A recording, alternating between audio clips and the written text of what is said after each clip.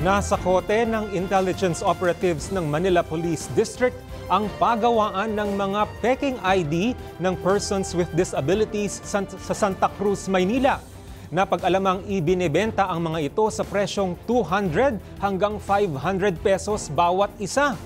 Nagrereklamo naman ang maraming business owners sa ganitong mga operasyon dahil nalulugi ang kanilang mga negosyo.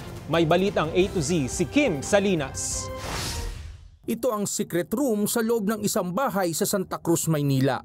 Nitong Pebrero 5 kung saan may lagusan pala patungo sa paggawaan ng peking PWD ID. Mismong hepe ng District Intelligence Division ng Manila Police District sinuong ang lugar ng operasyon. Ando, naabutan namin yung babae na busy sa pag-aayos ng mga PWD cards.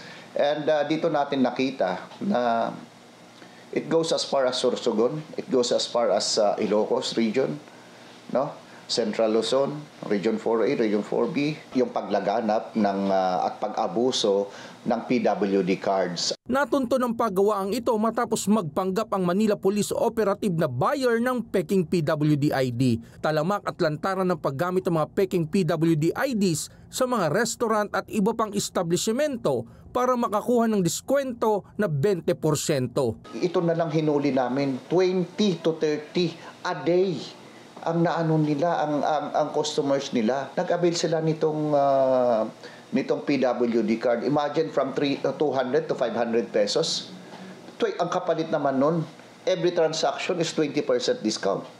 See? But the thing is, pinapatay natin yung mga maliliit na negosyante. In-inquest na ang mga suspect sa Manila Regional Trial Court at haharap sa patong-patong na kaso katulad ng falsification and manufacturing of public documents. Magsisilbing ebidensya naman ang mga nakumpiskang kagamitan ng grupo katulad ng computers, printed fake PWD ID at maging marked money na ibinayad sa mga suspect. Nang tanungin ng mga suspect ukol sa kanilang operasyon, natuto lang po, tinuruan lang po, nakaraang taon lang po.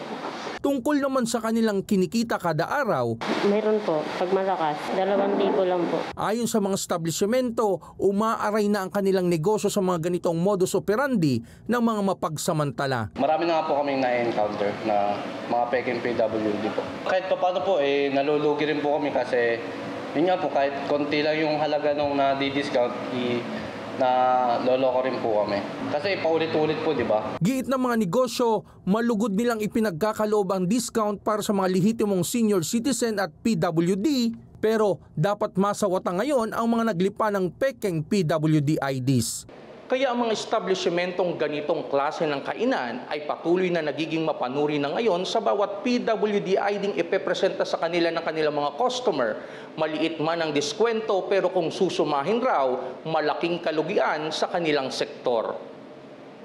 Para sa Balitang A to Z, Kim Salinas.